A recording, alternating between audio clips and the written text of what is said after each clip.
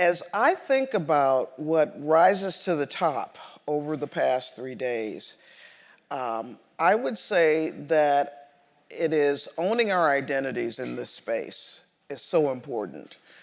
Being able to be who we are as journalists, but also we are as people, and be comfortable in it. During my time at NPR, and as I've told several folks over the past few days, it's probably one of the best journalism experiences I've ever had, because I worked on the science desk, and very, very smart people, and they did stories for the right reason. But one of the things I have to say that I craved during the entire tenure that I was there, and was a very acute listener, was hearing more voices that sounded like me, my deep voice, or the black male voice. Let's just be honest. I really felt like our experience and the organization, it could have, to me, been broadened and widened in that regard. And another theme that we talked about is relationships over the past few days, nurturing and staying in touch with people who are colleagues, et cetera. So Brakkton Booker sort of embodies all of that for me. When I first got there, in fact, what year did you get there to NPR? I started October of 2003. Okay, 2003. And you were producing and doing that more than... Came in as a booker. As a booker. Yeah. And so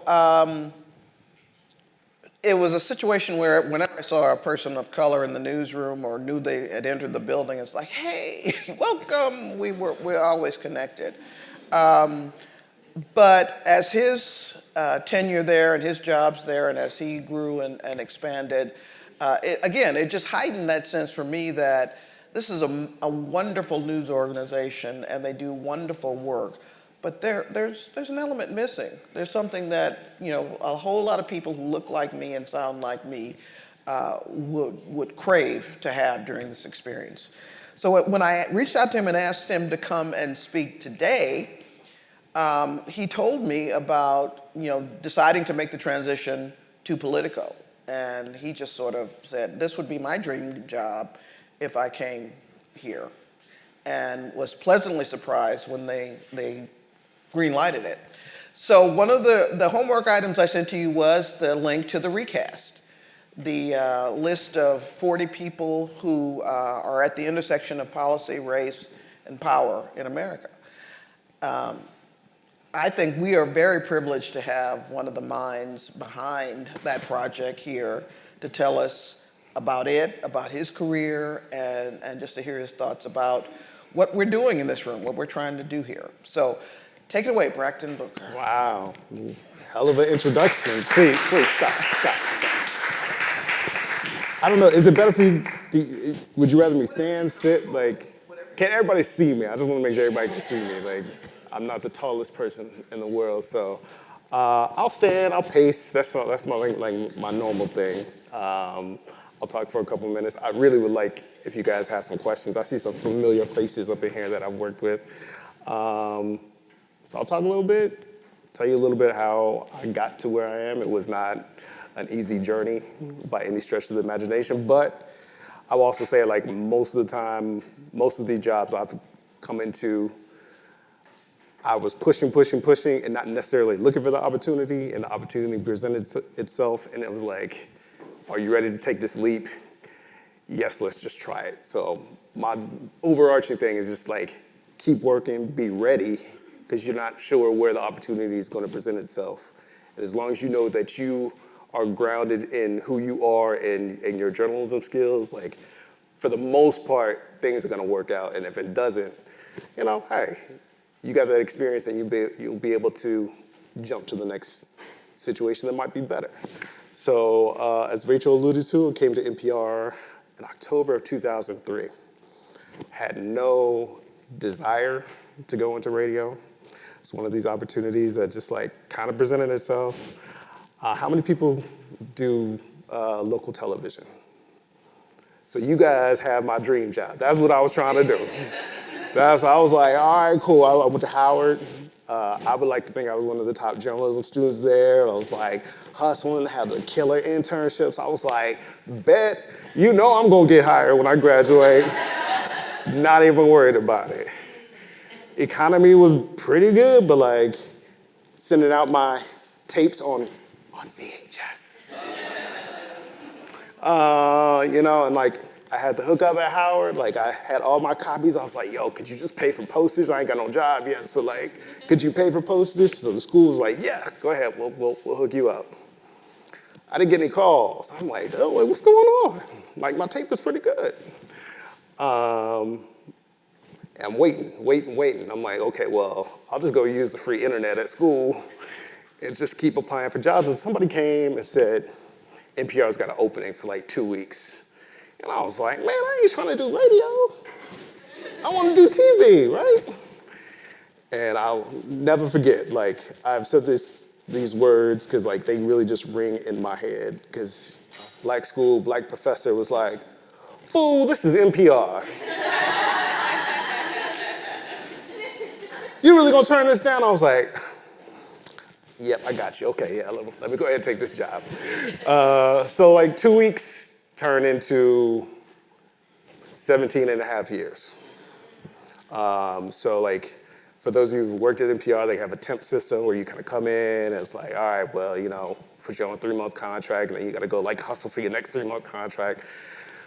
I just came in and like never really got broken. I came in, kept getting extended. It was always like, all right, well, my contract ends at this month. They're like, don't worry about it. So little did I know at the time, like NPR was going through this tectonic shift. They were going from somebody who hosted the show, hosted Morning Edition for like a quarter century. It was a single host, and they were gonna do something like remarkable and have 2 hosts, one in DC and one in California. And like, it was like, oh my gosh, we've never heard of this thing. And this is like 2004.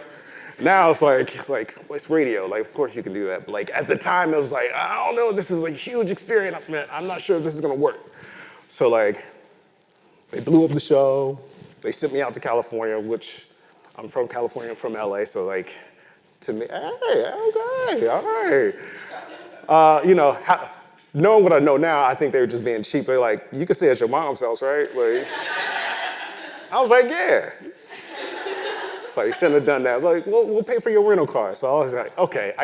They got off really cheap, but I didn't know that at the time. So they blew up the show, hired me to be in LA, and I stayed there for like 2 years doing overnight stuff. It taught me a lot. It was not the most glamorous job, coming into work at midnight, turning on the lights in the building at NPR West. The building makes noises at night that only you would know if you were there. So like 3 people in the building, you'd be like, what is that? And of course, being a younger journalist, like there were job duties that were not written into the description that I had to do, like wake the host up if she was taking a nap at 4 o'clock in the morning, because nobody's in the building, the show was off, because it's West Coast time. So it's like, all right, we got a meeting now. Like, hey, wake up. Like, it's like nobody told me this would be part of my job. But like, what I really learned from that is not necessarily like the journalism, yes, but like really the interpersonal skills, right? So it was difficult because I had bosses on the East Coast who couldn't see actually what I was doing. So like learning to like engage with them, try to get on their schedule and like let them know what I was working on, because like sometimes you're out of sight, out of mind, and when you're in a big company like that, it's really hard for them to like really know what you're doing. So that took a little while to like get used to, because I don't want to talk about myself. I like my work to show for itself, but like when you're behind the scenes, like nobody can actually say what you're doing, right?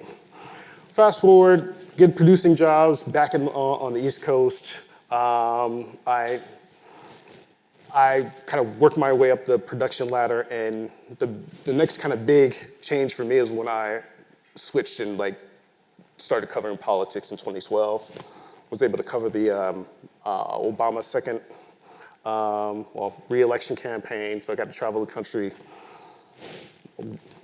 following his campaign. I was with him in Chicago during the re-election, and that was just a phenomenal experience because I was just like able to see how campaigns are run, man. It's really a machine. Presidential campaigns are like such a machine that you're like schedules, you go, show your press badge, get in there, work the crowd, talk to people. There's a speech, you plug into a mold box, and it's just an operation.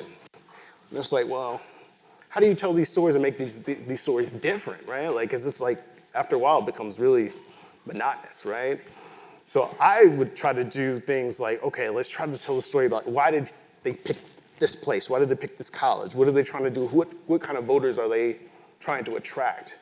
So I used to do like little spots for those at NPR that know what those are. Those are like really short reported pieces, like 45 seconds. You can't do a lot in 45 seconds, but you can really quickly tell a story.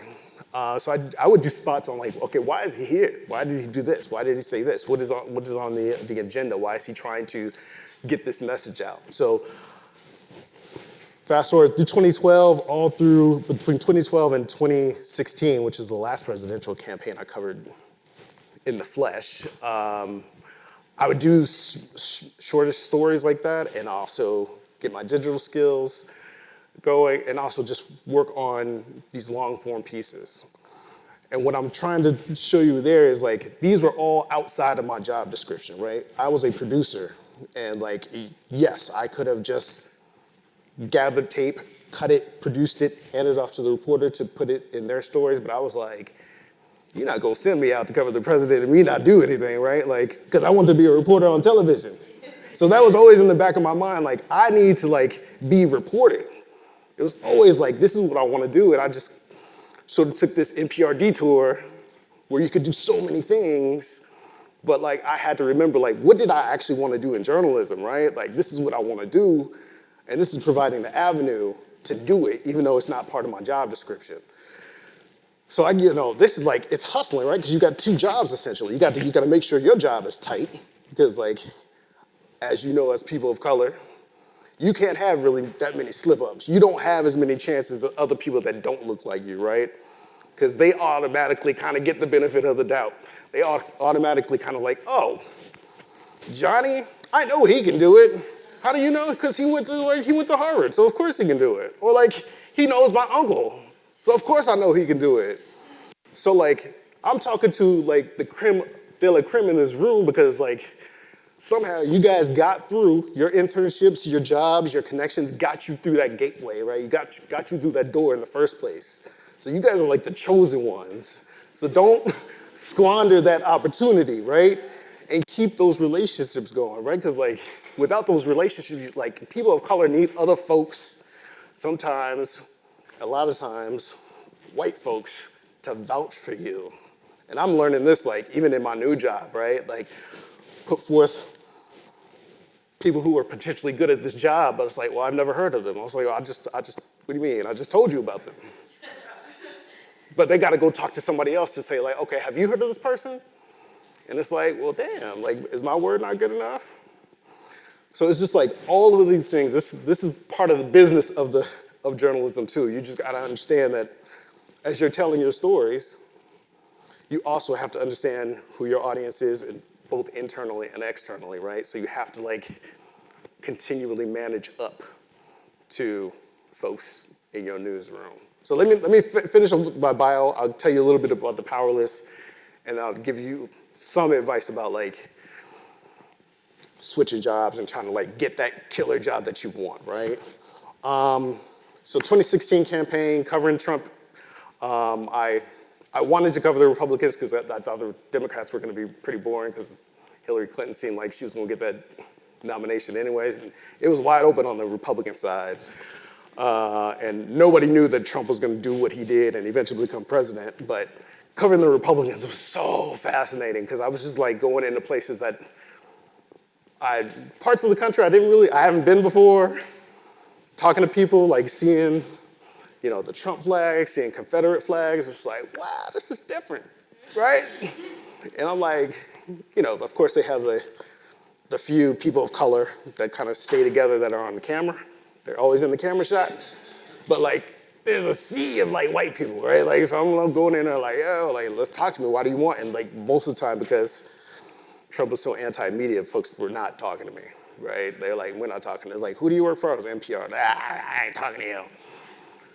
So really, I just like, I have to like really work, really try to like not hide my microphone, but like put it to the side. Like I really want to like know your story, right? I'm trying to like get to know you. So I really don't want to soundbite. Just like engage people, not even to interview them yet. Like tell them what I want from them.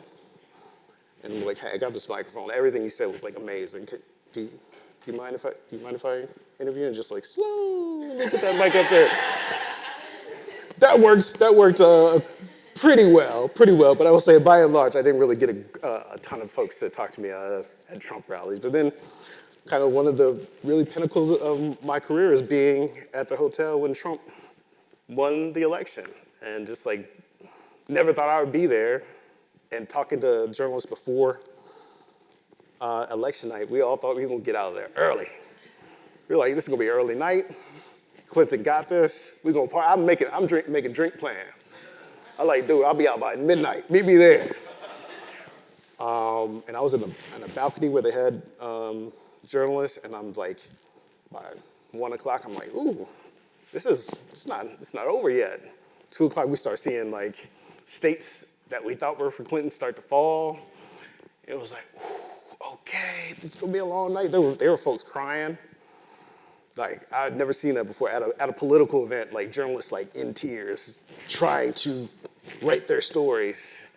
And I was just like, wow, this is a wild night. And like, I didn't leave the hotel till like 6 o'clock where they had the campaign event. And then I got a call at like 8:30, like, yeah, get up. We need you to get to Hillary Clinton's concession speech. And I was like, well, I haven't been asleep. Like, I was on adrenaline. Got back to my hotel room and tried to go to sleep. I was like, I can't sleep. I don't know what this means. I finally fell asleep. The phone rings, like, get down to Clinton's concession speech. But I couldn't even get in by the time I got there. The line was so long, so I just interviewing people outside. People in tears. I'm filing that tape, and I'm like, the country has fundamentally changed. So, like, long story short, I'm just like, all these opportunities happen because I'm like keeping options open, right? I never said no to anything. I never said no to covering Republicans, even though people question why I wanted to do that, why would I cover the Democrats, because like, I just want to tell interesting stories, right? So, why did I leave NPR? This is like a question I still get asked to this day. I've been gone for almost a year. NPR was fantastic. I never stayed in one unit more than 5 years, which is the political unit. I covered national stuff towards the end, covered like a lot of mass shootings, covered hurricanes and stuff like that. And I just really felt like, what else can I do? Like, I have told so many stories, so many 3.5-minute stories, feel like I could have done more. I felt like I got my skills up digitally. Like, there was a lot of push to get more stuff on the website, in which a lot of old-timey kind of audio folks kind of shunned, like, no, I'm not trying to do that. I want to focus on audio. But I'm like, you got to have these skills. Like, the media landscape is changing. You got to have these digital skills, too. And Politico called with an offer that, much like when NPR called, I was like, a newsletter? Like, I ain't trying to, like, I've been in journalism almost 20 years. Like, I'm not a newsletter? So, of course, like, maybe I just owe my career to black women talking sense into me. So the recruiter was like, look, it's a newsletter, but let me tell you what this could be. I was like, oh, okay, I'm listening now. They're like, well, we want to leverage your broadcast skills. I was like, oh, yeah, thank you. But also, like, the way they talk, I am not comfortable talking like this, but like, they're like, we want to leverage this franchise. I was like, franchise? Come here, it's a newsletter, bro. Like, chill. But they were like, no, we want to leverage this franchise and do something different, do something that we haven't done before at Politico, because we're lacking in this area. I was like, okay. And I just decided, like, you know, I don't know how a lot of you feel, but like, a lot of times I felt like I was putting on the Brakkton that I wanted my managers to think I was, like putting on like, okay, this is who they expect a journalist of color to be, right? And I was like, dude, I'm too old for this. I'm just gonna be me. Like, it's much easier to be me. Like, I am a black journalist. Like, I don't have to like act what I think they think a black journalist should be. So I was like, I'm gonna go in this interview, I'm just gonna be me the entire time. And apparently I did okay because I got through the interview, but I was like saying stuff, okay, if you want me to cover race, like I'm gonna have to ask some like questions to you, like what took you guys so long to like create this position? Like I know y'all like, George Floyd was a huge moment for this country, but like as a black man, like George Floyd wasn't new to me. It may have been new to you, but like, so all of a sudden George Floyd happens, you're gonna create this product? So what took you so long? They didn't really have an answer. But I was like, okay, well, I'm willing to help, but like I gotta know what I'm walking into, right? It worked, let's say that. Like one point I was like, I probably should have done this. My wife was like, don't do this. Like at one point, first two people I talked to were people of color. The next three were white. I was like, I told the first one, I was like, I must be getting somewhere. I'm talking to the white folks now, huh? Like in the interview. Did you know? Because I was like, well, I'm just gonna you want me to cover race? You want me to be scared to ask questions like that? Like that doesn't make sense, right? So I just asked it. And they're like, yeah, we're getting somewhere with this. So like, I've been doing it for a year now. They seem to be happy with what we're doing. I would say like we need more staff too. Like we started off with a big team. We're kind of shrunk a little bit, which I've told the managers too. And it's an interesting place to be because you certainly get a lot of attacks because it's politics and race. There's a lot of people that don't want to talk to you. I'm having much more success now getting Republicans to talk to me, but Republicans for a long time didn't want to talk race and politics. Some are getting much more comfortable now because of how well Trump did with people of color in the last election cycle. And certainly in 2022, we're seeing more, particularly Latinos, kind of swing towards the Republican side and like border towns like in Texas. So like those are interesting stories we're trying to tell, and we're trying to like peel back this curtain that like the parties are changing. The parties are actually finding ways to adapt and try to use culture war issues to like engage voters. So that's kind of where we are, and that's kind of where the came from. We're like, we don't want to talk. We don't only want to feature folks that are like known in the political world. We want to talk to people who are like on the local level, people who have broken, glass ceilings. In the case of like 3 AAPI mayors in Boston, in Cincinnati, and in Seattle. And that's what the Power List was all about. Sorry if that was rambly. No. That was just, I don't like prepared stuff, but like. Don't apologize. All Don't right. So, before I ask you to give us some of the details about the early conversations about how this Yeah. was developed or whatever, you said something that sparked a lot of things in me as I think back over my career and some of the issues I've had to deal with in terms of intimidation, trauma, whatever. I mean, one of the top ones would be covering a Klan rally in Clearwater, Florida at one point. But when you said walking into restaurants and bars, whatever, in Trump territory, you probably never wanted to go to some of these places, never want to go back or whatever. I want to talk about the issue of, let's even think about January 6th. I was telling them the other day about how I felt watching that play out. Mm-hmm.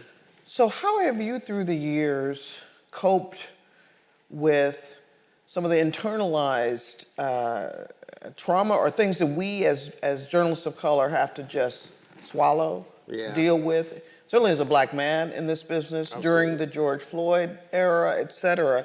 How do you deal with it? How do you process it? I wouldn't say I would do a great job at it. I'm one to like kind of really internalize a lot of stuff where I get really quiet. Luckily, my wife is also a journalist, so like we can talk about some of these things, but like by and large, we try not to do that because then it feels like we're talking too much about work.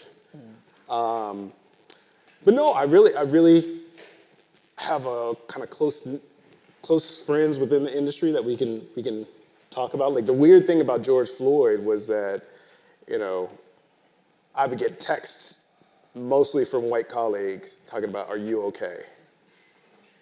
And it's like, well, how do I answer that? Like, again, this is not new, but the fact that you're like, I understood the sentiment, right? I understood like they wanted to check in because they like finally felt or understood what it's like to be a black, particularly black male interacting with police in America, right? Like, but it's also like, this again is not new for me. So like I'm fine. I'm glad you're like checking in. I appreciate it. But this is like, it also felt very odd to like have those conversations. So like, how I cope with it is I try not to. There are times when I turn news off. Like there are some dry periods where I'm like, okay, well, I'm just gonna focus on kids. I'm gonna focus on like being just dad, like reading to my kids. Like that's sort of the best like time I block stuff out. But And let's so go like, even deeper, if you don't sure. mind. So, in '95, when I was working for Knight Ridder, Washington, Okay. I did a story about the widows of civil rights era icons. And one of them was the wife of Vernon Dahmer, who was killed in his home. I think it was a firebomb in his home in 1963. And so I drove down to Hattiesburg, Mississippi, to meet with his widow. And it's late at night. I'm in my rental car. It's a dark road, and all of a sudden pickup truck comes up behind me, and then it comes up and tries to pass me, but it stops. It doesn't go around. It's right beside me, and so clearly they're looking in to Yeah, my car. yeah. I'm a black woman driving by myself on a dark road in Mississippi, and of course they had the flags and all that stuff. And because God was in the mix, I guess they kept going eventually, and I'm still here today. But this is trauma, and I don't say that to elicit, sympathy or whatever. But these are things that we, as journalists of color, sometimes have to take into consideration in ways that other journalists don't. Right. So again, you're in Trump territory. You're talking to people as a black man in many situations and scenarios where people are hostile to you and they're being fueled from on high to be hostile to Yes, you. yeah. I mean, and you have father and wife, husband, whatever. So, I mean, I'm not trying to No. instigate anything, No. but I mean, the way I approached it, and I will say I was never in a situation where I felt like I was like totally in danger. The scariest time I had was in Buffalo, where the crowd got really rowdy, and I saw folks getting kind of put in zip ties and being escorted out. But then I was still trying to like talk to people after the rally ended, and we were all kind of like in this narrow hallway, trying to exit the stadium, right? And I was talking to people, and somebody came up from behind me and just started yelling, and he kept going, but like he was definitely yelling like finger in the face, and I was like, okay, that would have been really bad had he done something and I didn't see him coming. So like protectively, instinctively, I put my back up against the wall. Just so like, okay, nobody can come up from behind me, but now I can see everybody kind of in front of me. But I mean, in the moment, I'm just trying to do my job. But it didn't hit me until I got back to the hotel room. Like that could have been like a really bad situation. I'm by myself. Like who would have known if I would have gotten like, something bad would have happened. Nobody would have really known. I would say like really some of the more traumatic stuff for me was not covering Trump. Like Trump was like, I was younger, so I was like kind of engaged. I was like going on adrenaline. But like the trauma that really hit me was covering mass shootings. I covered a ton of those, and like feeling so much like I was like this person who was coming in and trying to like almost prey on the trauma that this community was going through, right? Like this community just lost a ton of people tragically. I'm fighting with a bunch of other media to try to get stories and get reactions. And I'm going to like memorial sites to like try to find people. That is the part that really, I didn't feel great about myself. But I will tell you, like I had one of my best stories that came out of that, and it happened to be because I was a person of color, not being aggressive, right? Not being aggressive and saying like, hey, got this microphone, like come talk to me. It was like basically I had my equipment, but I, again, put it down and just like, I just want to talk to you. Like if I saw, this is in Dayton. This was actually the last mass shooting I covered.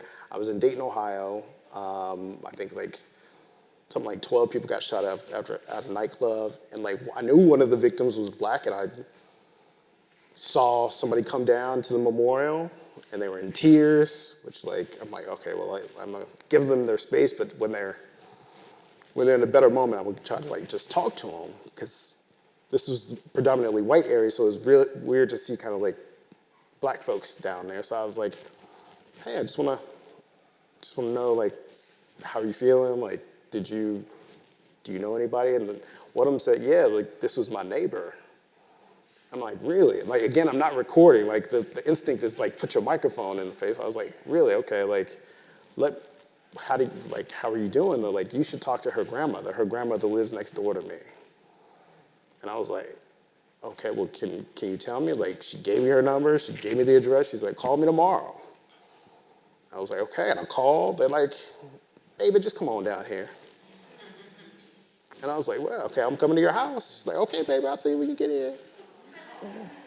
And it was like one of the best interviews, because like it was difficult, because like in the middle she was like showing me pictures of her granddaughter that got shot 2 days ago. Talking to me about how she was getting her life together, and she was just like she was a new mother, and she was trying to go out, have a break from being a new mother. And like she's breaking down, I'm trying to fight back tears. She yells at me because I'm like, well, you know, she has a shirt on that has a verse from the Bible, and I was like, how is your faith helping you? She's like, how do you think my faith is helping me get through this? And I was like, okay, all right. Like, I'm like in her space, in her trauma, and I'm trying to like give her space. I'm just like, I didn't expect her to start yelling at me. But then she calmed down and she gave me a great interview, and it was like, that turned out to be one of my best stories.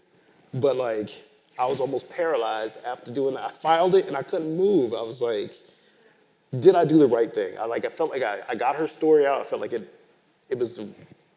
hit the right tone, but I'm also just like, I'm physically shook from this story, because I'm like, she let me in. I hope I got it right, but I'm also like, someone's life just got lost. Someone, like, whole family's lives just got upended. And like, when you've done a lot of those shooting stories, like, I can't imagine. That's the stuff that really breaks you up. You know, two things. As I mentioned yesterday, one of our virtual trainings moving forward will focus on mental health, trauma, the things that we need to do to process this and move forward. But another thing that he is so brilliantly and movingly illustrated, it's a piece of advice I tell all young reporters. In those kind of situations, those are usually the family's last opportunity to say something about this person and to memorialize them and to process what that loss means. And so it's terrible to have to go and talk to somebody who's lost a family member, but usually that's what you're going to find, that they realize, this is my last shot to set the record straight, to say something. So that can be, I've had a few of those myself where it yields those stories. But to segue a bit from this wrenching conversation, I think a lot of what we're seeing happening in the George Floyd situation and so many other aspects of American society right now, the fault lines, as Felicia said, is because of this activity at the intersection of race, class, poverty, you know, whatever. And so tell us about the the idea. Where did it come from? What were the initial discussions about around the power list?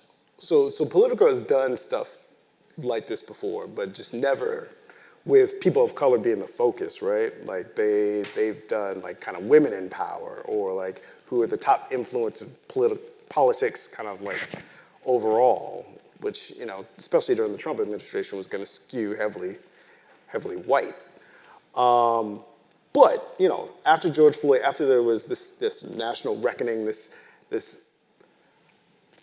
at least this acknowledgement that, yeah, race is an issue in this country. Like, I'd never seen it really talked as forcefully about until like 2020, right? And they wanted to see how this could be pushed forward. And so, like, when I arrived at Politico in 2021, we're still kind of feeling the reverberations and also seeing, like, okay, like, all these companies that made all these big pronouncements, are they going to follow through? Are they going to continue to, like, making like, Black Lives Matter or like all these equity pronouncements, are they going to follow through? And we found like, some did, but a lot of them didn't. Like, the landscape has certainly moved on, right? Now we're moved on to like democracy. Is democracy at stake? And so like a lot of the D&I stuff that you saw in 2020 and 2021 like has gone by the wayside. So we're like, who are the people on the ground then like trying to continue this mantle? Who are the people who are trying to carry this? And so it was our job to really try to identify some of this. So we really like, it came through my unit, the Recast, but we really kind of cast this wide net within Politico. We talked to folks that were in the congressional team. We talked to folks who were like in policy and healthcare policy. And that's where we kind of figured out, okay, like, we don't want this to be all Washington-centric, which is kind of against what Politico wants to do. Politico wants to dominate Washington, right? And we're like, this is a national focus here. So we tried to like talk to folks that were outside of DC as much as possible. So folks who were like trying to impact, sentencing and qualified immunity with police. That we had somebody in California that had been instrumental in changing laws there. Again, the 3 AAPI mayors, one of whom is biracial, Black and Asian, became the first mayor of Seattle. Like, this pretty incredible stuff here. And so we fielded like this committee. We're like, give me all your names, and we had the gauntlet. Like, they had to fit a certain criteria of like stuff that they actually did within the calendar year, and had to show we had to show measurable impact. They couldn't just be like the first person to get this job. They had to like show that they were actually using that platform to like move stuff forward. So, we narrowed it down from like about 50, and then we had a couple of audience submissions. But like, that's how we came to the list, and we wanted to really introduce these folks to power players in Washington and be like, look, these are the people you need to be paying attention to, because these are movers and shakers. So like, not everybody was like universally accepted. The one person, Daniel Cameron, who is pretty famous for his handling of the Breonna Taylor charges of the officers. Like, folks are not happy that he was on the list. But, if we're looking at this strictly from politics, like, within conservative politics, he is a power player. Like, he used that Breonna Taylor saga, kind of like has elevated his own career and could possibly be the first Black governor of Kentucky. When he runs, he potentially could run next year. So he's elevated his profile. So we're just trying to show, like, even through tragic moments, and even if you don't agree with all this kind of stuff, people are still using this to kind of elevate their political profile, whether you like that or not. So that's kind of what we were hoping to do. We want to open it up now for questions, because I'm sure there are plenty about the recast and everything else. So let's start with Heba. Hey, Brakkton. What's up? Hi. So I have a little bit of a technical question, but it's like, what are like 1 or 2 questions that you recommend asking like hiring managers, the manager you're working on a promotion with or whatever, about these, like trying to get inside their head about how they're thinking about diversity, race, and inclusion? Because I've run into that problem where I've pushed my managers to be like, let's think, okay, you've hired the people of color now. They're all young and new to journalism. Yeah. What's the next step? What are you guys doing next? And I mean, that's really important to me, because that decides whether I want to stay on this team, keep doing that work, or do I want to take this talent somewhere else? Yeah, well, that's, business-wise, that's always going to be the question, right? It's about, when are you going to take those talents, or when do you feel like you need to at least test the market? But I think the good questions are like, it's much easier to hit benchmarks, right? Like, what are the goals that you're trying to get out of this? Like, if you built this team, like, what are the stories that you want told? Like, give me some metrics that we can, like, work towards. And also the bigger question is, like, how much time and space do I get? Like, I know enough about NPR, like, like, you could say, okay, how many 7-minute pieces do I get in a given year? Because, for NPR, 7-minute pieces, like, there's got to be a really good piece to get 7 minutes on the air. Or, like, how much do I get to work with the design team to have something, like, that really stands out instead of just being kind of another story? Like, you need to get some answers as to, like, what it is that the goals are from management. You have your own set of goals, but you have to understand, like, what is this a team just to say you have a team? Or is this, like, are we actually trying to accomplish something? And those are kind of the questions that you've tried to get answered in the front end, but I know, like, a lot of times, like, you take the job hoping that you can change some hearts and minds and uh-oh, did I go out? Okay. But for me, it's like, really, like, what are the big goals? So, like, you can, like, hit those goals and then come back next year and be like, all right, cool, I need more money, I need more resources, I need more time, right? And make them easy enough so you can, like, knock those benchmarks out the park. Be like, look, I surpassed these goals, I need more. Because that's really how business works. So hopefully that helps. When you talked earlier about kind of shaking expectations, I'm hoping you can elaborate about a little bit more about that, because I'm curious to know, for example, when you said that you were shaking expectations of, what your company kind of thought of you. Are you able to share what some of those expectations were and how you were able to kind of shake that off? And then I also have just another question. With regards to finding a new career path. For example, you mentioned that you wanted to incorporate or go back to broadcast or TV particularly. Yeah. But if you're working towards that, for example, I also have background in broadcast that I want to incorporate into my organization. However, being digital / newspaper, they just don't have that structure there to kind of help you get to that point. It's something that they're still kind of dabbling and trying new things, but it's very much still kind of like a learning process. And so I'm wondering if you can talk about what you found to be most helpful in your experience to kind of leverage kind of like the willingness for them to try that stuff, but to actually follow through and get those opportunities to incorporate those things into. Yeah, I mean that's a really good question. Let me take the second one first. I haven't done this myself, but I mean, I feel like it's actually much easier now than it's ever been, right? Like, you can leverage all kind of social media and have that potentially appear within your digital copy too, right? Like, if you wanted to, you could host a Twitter space, right? You could, record yourself on a TikTok, kind of giving the quick explainer about what the story is about and kind of embed that into your piece if necessary. Or, what I've seen journalists too, like, especially if you're on the scene somewhere, is just end up doing a stand-up, like, on your phone. Like, look, I'm here. I just got through, covering this, like, this meeting where, it was a high-stakes meeting where people were, like, debating, whatever it is that they're doing on the, Board of Education or something like that.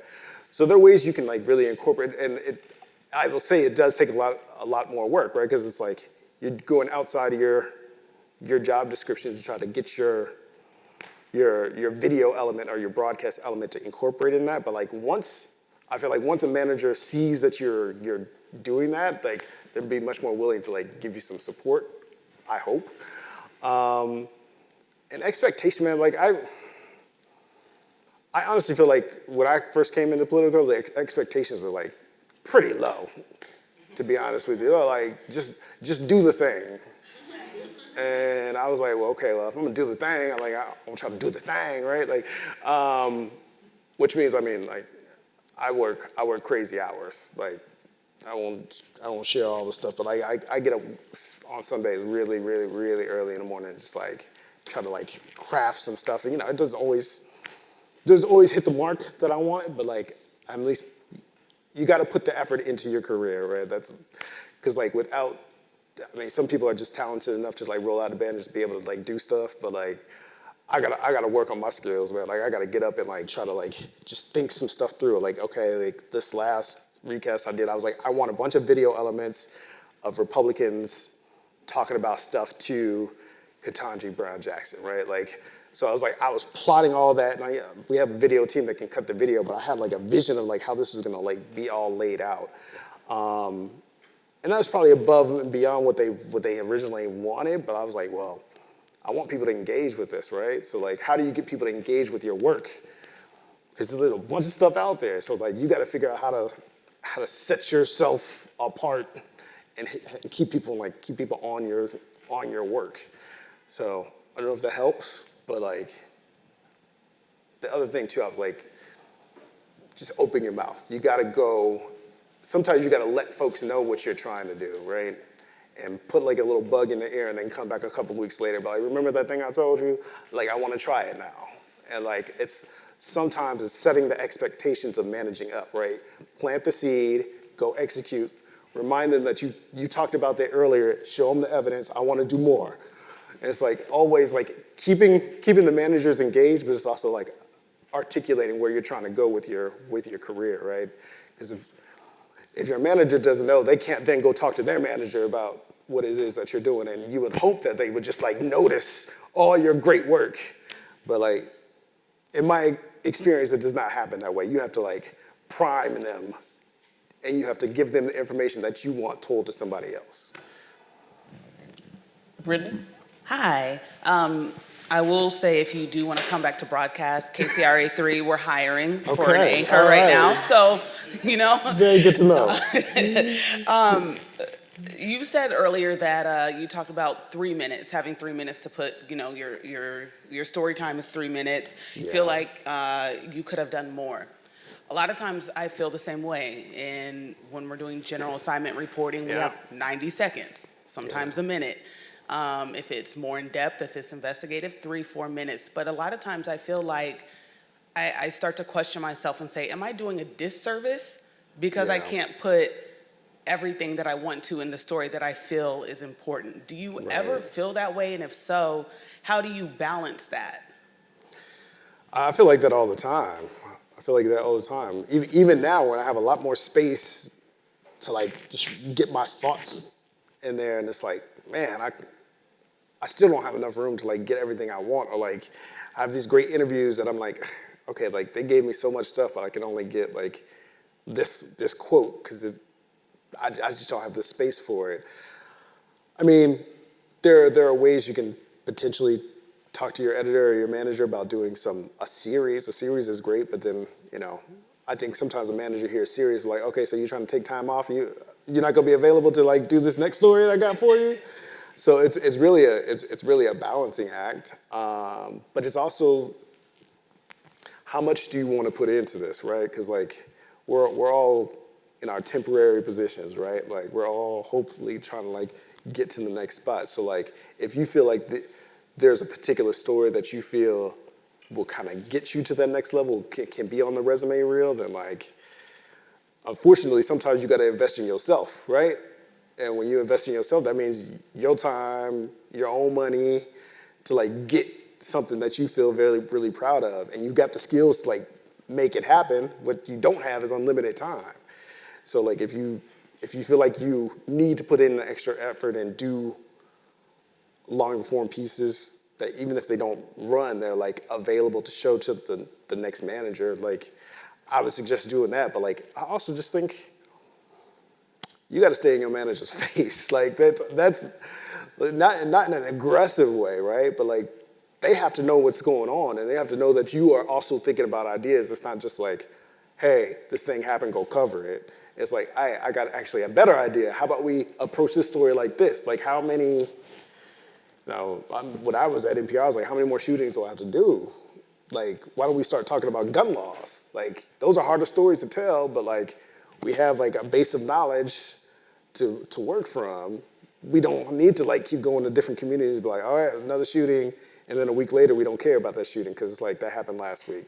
And that was kind of my biggest thing. I was like, we need to like stay with these communities, right? They've just been torn up. They're like, hey, nah, we're done. We'll pull out here. So I hope that helps. Alexi, and then Laura, and then we'll come to you, Jennifer. Hey, Brakkton. Yo. Thanks. This is all super relevant, or resonant at least. I'm just wondering if you feel like you kind of found lessons or takeaways for navigating a career as a person of color in these corporate news bureaucracies. And I don't know, it just feels like there are different strategies or trade-offs between saying yes to kind of every opportunity that presents itself, and then also the kind of stereotypes or tracks or typologies or things that you can kind of, there are potentially traps in saying yes to different things. So I wonder how you think about that at this point. Honestly, that's a really good question. Instead, I actually say no to a lot more stuff now. Or like, actually, I'm not sure that's a great idea. Why don't we try something like saying yes is great in the beginning, but then I have found that like, then they continue to come to you because they know you'll say yes, right? So like, sometimes the best answer is like, no, I'm not gonna do that.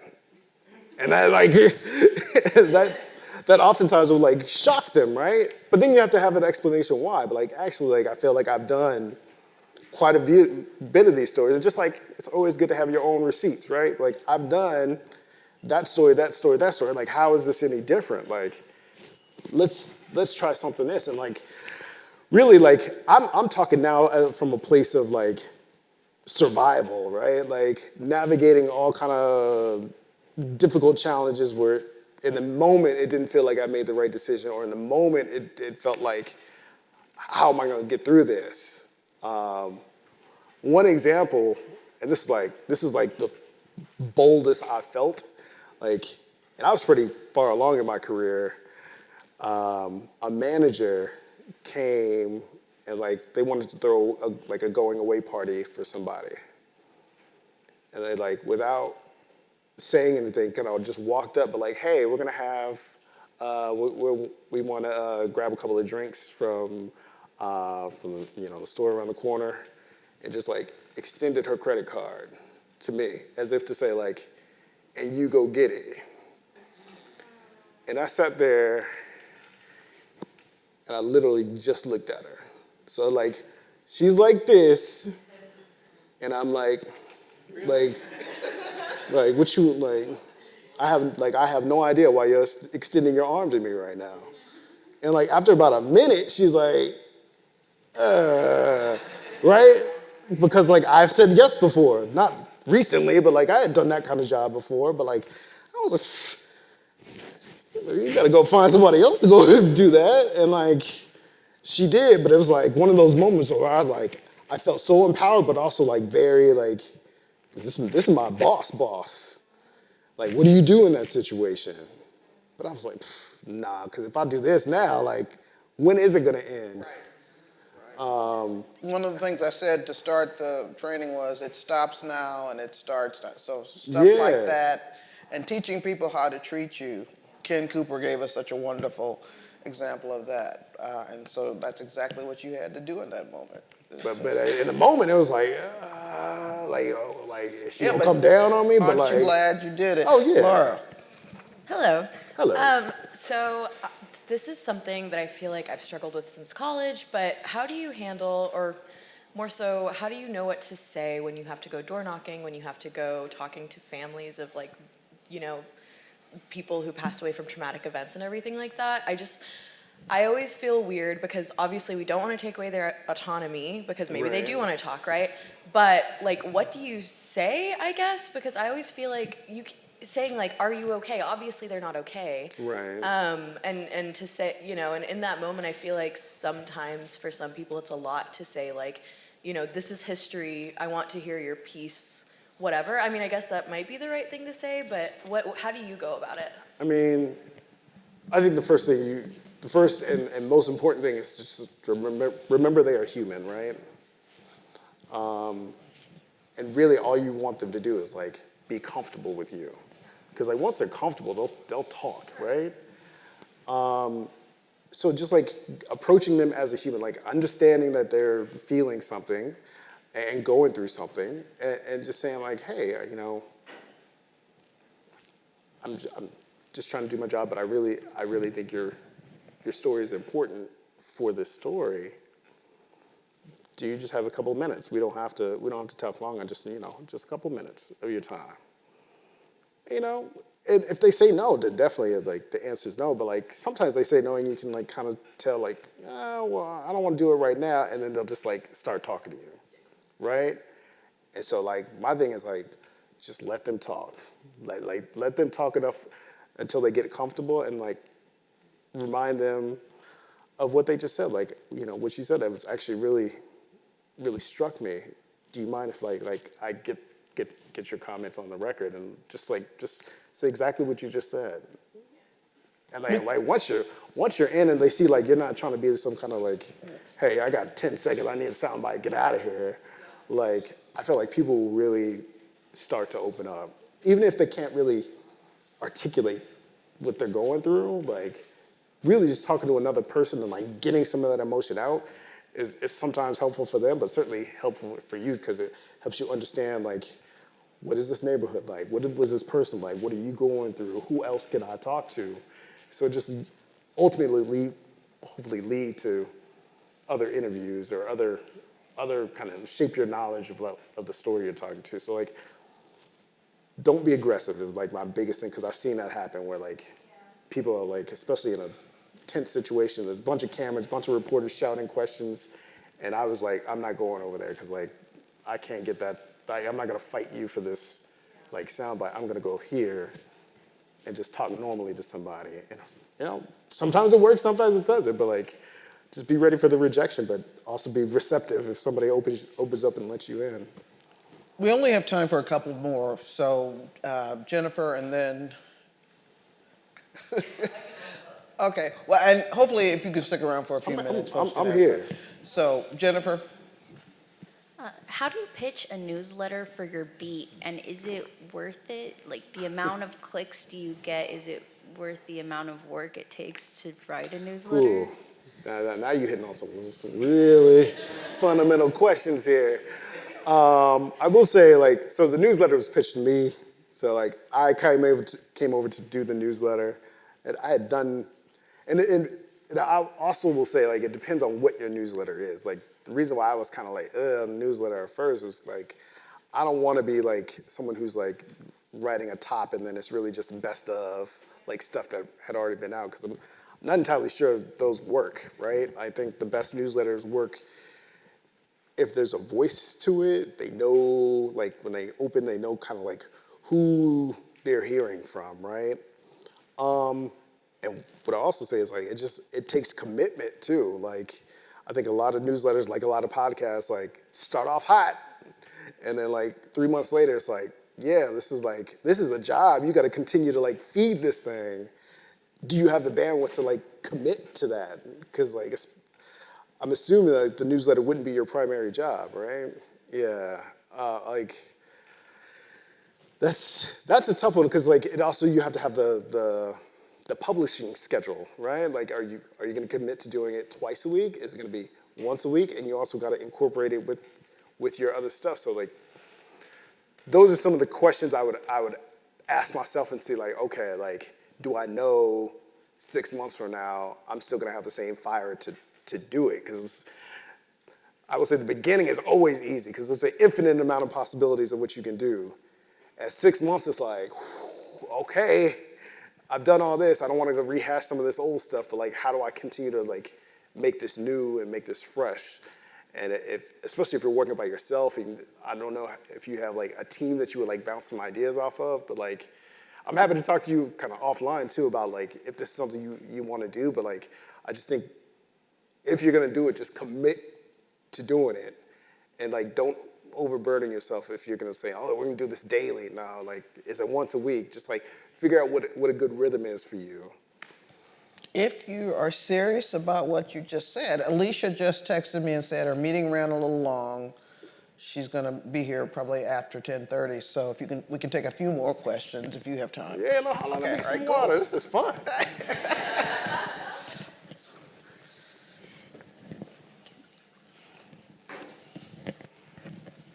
Hey, Brakkton. My name is Gabrielle Suttles. I'm from PolitiFact. And so I have a question that maybe we should take off the record because it's a little spicy. Okay. Okay. No, ask if it's an off-the-record Just- question. Let's ask after. Well, okay, the- I'll ask it, and then if you want to answer it, that's cool. So, Ooh. okay. Uh-oh. I'm asking, just outside of our, because we're Politico and PolitiFact, where, we do Yeah. the same things, but we're Yeah. kind of competitors, but not really. So I just wanted to ask, what are political topics of misinformation that you've come across that have affected people of color that maybe you're able to share out, again, I'm not asking you as a competitor, I'm just asking as a, is that spicy? It's not spicy. Like there's a lot of stuff in Spanish language that certainly came up in 2020 that is a lot of misinformation. But like, really, I think we got to figure out what the label of misinformation is, right? Like yesterday, like a lot of folks sent to me, like the GOP sent out a tweet that had Ketanji Brown Jackson's initials, right? And then crossed it out and said CRT. Like, is that qualifying as misinformation? Because like she clearly said throughout her testimony yesterday, like this is not something that's come before me, right? Also, we're talking about a legal doctrine that is taught in law school and how it's now being kind of used as sort of a wedge issue in public education, right? So like, there's a lot to unpack with your question, but like, I'm happy to talk more offline, but we've got to figure out what are we identifying as misinformation and then kind of attack it from there. Yeah, like it's all a journalism ecosystem, man. We're all. No, I saw. You immediately asked your question and took out a pen like. I saw what you were doing over there. Diva? Hey, Brakkton. Yes. I'm Diva. I'm a producer for NPR, but on the podcast side. Okay. It's nice to meet you. Good to meet you too. Can you talk a bit more about making the pivot from Booker to reporter in your early days? Yeah, man. Okay,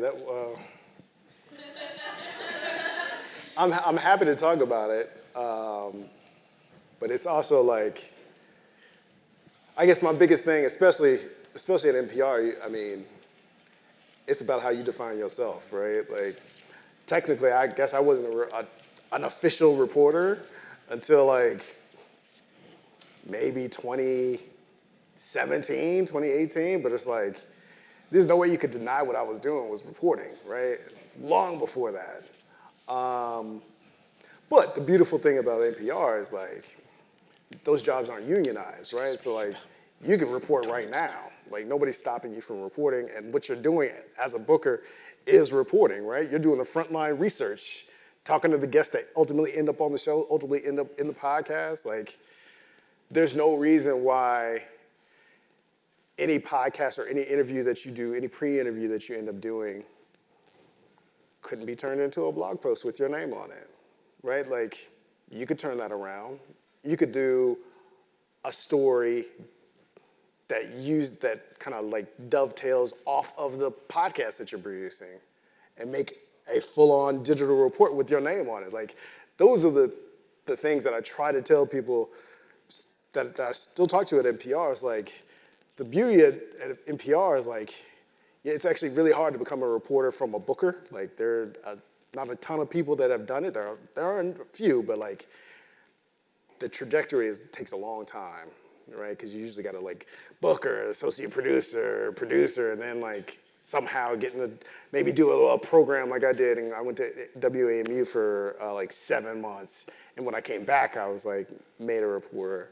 Like, if you want to go the track and actually get your name as a reporter, they often tell you got to leave and come back. But if you're at NPR, you can get on the air by just being a producer and filing stuff for newscasts. Newscasts is like, write your 45-second spot and track yourself. And that's how you practice to become a reporter. Because like they're not just gonna end up handing you the reporter job, right? Like you'll be you'll be a reporter long before they actually kind of recognize that. So I would tell people I'm a producer reporter long before they like gave me the reporter title. But it's like I constantly was working on the craft and like found editors that I trusted to like edit my stuff. But I will say really like I think the quickest way is like file for newscasts, and also like you have to master digital reporting and the AP style, because like once you learn that, you have so many more options, because you can now go work in TV, you can work at a political publication, you can work in digital media. There's so many more options. But if people have to clean up your copy because like you're focused so much on writing for broadcast, then it's going to take a little bit longer. We could clearly keep you here all day, so we'll take a couple of more questions so that you can have time for a break. Jarrell, Torrance, and then John D. Excuse me. Hi, I'm Jarrell from Vox.com, and I had a question just about scoops and what your take is on scoops in journalism, what we gain, what we lose from, that type of work. Yeah, I mean, scoops are a big part of Politico's bread and butter, right?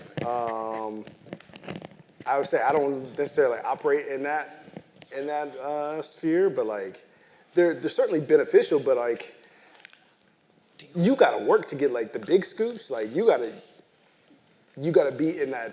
I don't know what exactly you cover, but like you got to be in that realm where people are feeding you secrets, right? And they have to be able to trust you to give you that information.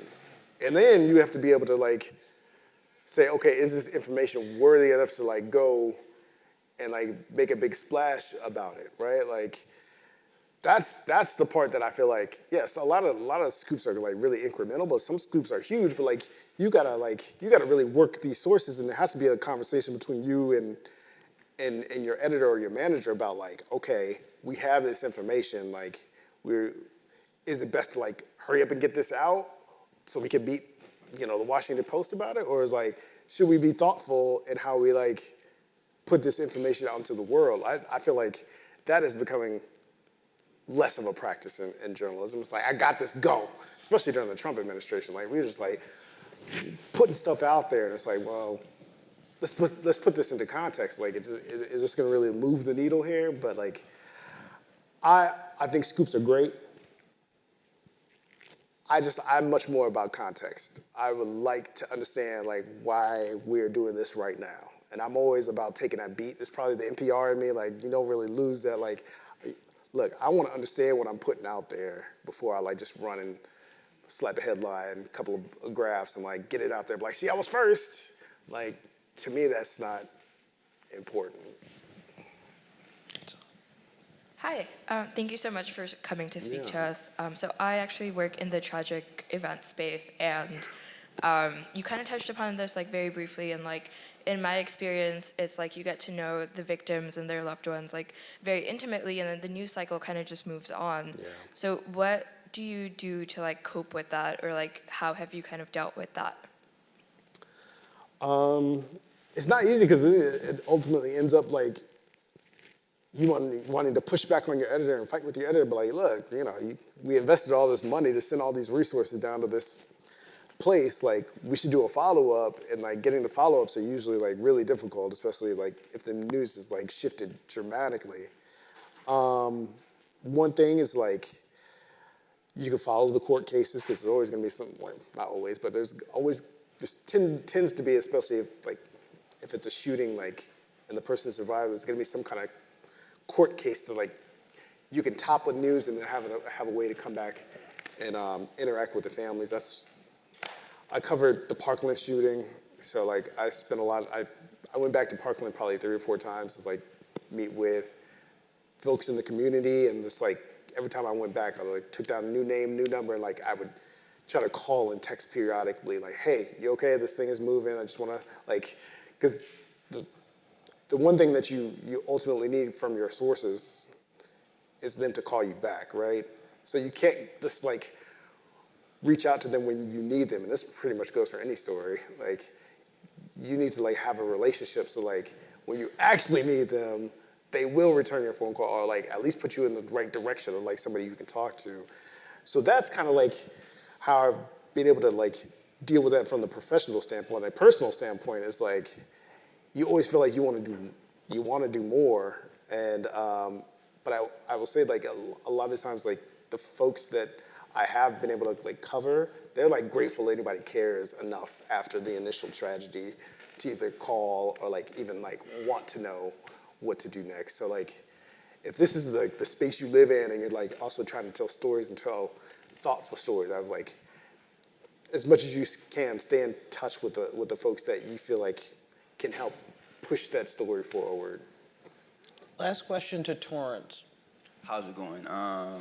Just hearing your journey is very informative in how I can apply things to my life too. But I would like for you to speak on just taking bets on yourself and having the courage to believe in yourself before other people do, and double part, and the impact that mentorship has had on you in navigating those challenges and opening new doors for yourself. Yeah. I mean, taking the bets on yourself is like, it's a huge part of the journey, right? Like, you're not really gonna grow unless you take those bets. But I also think there has to be a smart and calculated bet, right? Like, I tell a lot of folks, like, if they're in a bad situation, like they have bad manager, you're not getting the advancement that you want as quickly as you think you want, like, it's easy for me to say now, but like in the moments that I think back, I'm like, a lot of those tough situations for me were like where I learned the most about myself. I like put my head down and said, okay, like the worst thing that can happen is like somebody tells me no, right? Like I'm like, I'm about to show you now, right? Like don't tell me no, I can't do that, or no, I'm not ready, because I'm like, got you, and like I was just like, and like even if it like you don't get to prove it to that one person, like you start buckling down. Like somebody told me early on, like back when I was in California, like this is back when at NPR where like there was a clear division between folks that did the booking and folks that did the producing. And so like they wouldn't teach me the editing software. So I was like, I got somebody to show me like the first couple of tricks, and I literally on like a Saturday night, I would go into the office and practice. Because I was like, you're not gonna keep that skill set from me, right? Because that's the skill set is the currency. Like you have that skill set, they can't deny that you can do the X, right? So like if it's writing, if it's your stand-up presence on camera, then like go put the work in, because like a lot of times they're not gonna continue to give you those opportunities. You gotta go make the opportunities, right? So like if there's a deficiency in your skill set, go work on the skill set, right? That way you then have this entire like portfolio that you can bank on. And if that person's not giving you an opportunity, go to the next person. And like, I'm also not above going over somebody's head. Like, okay, I've talked to you 3 times. I've told you what I wanted to do. So your boss is this person, right? Like, we all work for the same company. I can go talk to them too, right? Like, yeah, like, hey, so like we had a good rapport. You know, I've been telling this person for like 3 months I've been wanting to do this. Have you heard that? Because it also like, the thing I've learned too is like, you also have to know like what is being said about you. And if you're working in a hierarchy where like, you're going to your direct boss and your direct boss is saying like, yo, of course, yeah, we can do this. Oh, we don't have the money, we don't have the time. And you find out like, actually, my conversation never left this room. Like you never actually went and asked the next person, like, so what have I been doing for the last 3 months, right? So you have to both invest in your career, but also invest in your advancement and make sure that more than one person knows what you're trying to do. Mentorship is like, that's key. And I tell you, early on in my career, I was not great at following up with folks. I'm like, I email them once or twice, but like, they didn't email me back, forget it, I'll do it myself. But also folks are busy. Like being a parent now, like I I can't answer all those emails right away. I try, but I missed a call yesterday. I was like, oh, I was supposed to talk to this young lady, but like, I'll call her tomorrow. But like, I'm like, I hope she didn't, it's not mad at me. I'll follow up, but like, you have to be persistent too, right? Like, it works on both ends. But mentorship has been really key in as far as, you know, seeing folks that I respect and being able to talk to them just like, not every day, not every 3 months, but like, hey, I recognize your work, I see what you're doing. Let me tell you what I'm working through, and like just have like a normal conversation. It's just like make sure you cast a wide net and have a pretty good network going, and like that's how you're gonna survive this business. Now I want to thank everybody for like continuing in this business, because like y'all could have easily quit and gone to law school and said, forget it, I'm gonna go make some real money.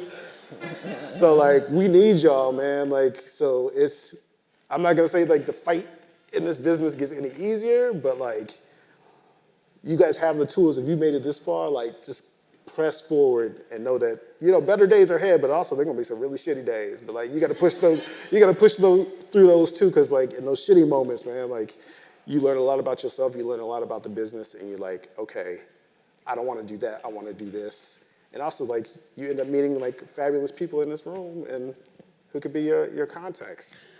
You, Go ahead. I'll heard a follow-up after you. no, I was going to wrap up, so if you had something you want to say. What anchors and stills you through those toughest moments? Sorry, I missed that. Like, what anchors and stills you to press on through those toughest moments? Like, do you... Okay, you better say your wife. But yeah. Also, my wife is the one who sets me straight. Like, no, let's not play with that. But like, really, like some of my old bosses, people who I felt like gave me like real good advice, even if I didn't want to hear it, I go back to them a lot. Like, I'm always worried about the folks who are like, oh, this is all your work is really good. Like, no, I want the people like, yeah, this actually could have been a lot better had you done this. I'm like, oh yes, like talk to me. Like the constructive feedback is what you want, right? This lady here, I'm glad we hadn't talked in a while. I'm really glad we connected, because like we were sharing some stories. I'm like it would have been so much easier had we had this bigger network while we were working together. But like oftentimes I feel like when it's people of color, like we're almost separated, right? Like there's like one per unit. And it's like actually like, it's like, damn, like, and then you see somebody else in the hallway, but like, yo, I see you, but like, how do we like exchange information? Like, it's difficult, right? And sometimes I feel like, man, it's done on purpose, man. You don't want us talking. But like, be sure to like, try to make those connections too. Like, because a lot of times like they going through a lot of what you're going through. Like they're the only ones in the meeting. You feel like, man, my story ideas ain't getting nowhere, but like this lady here keeps getting all her stories like approved. Like, what is that about? Like, so like information is very much the key in this business. So sharing ideas and sharing thoughts about like how you navigate your world is like, that's the best part of like working in this industry, and also like within your organization, just find those allies who can like help make sure that you're not going crazy and like stuff that you're hearing is not like too crazy. Like, wait, did you hear that? Like, it's like just always good to like have someone to bounce that idea off of is really key.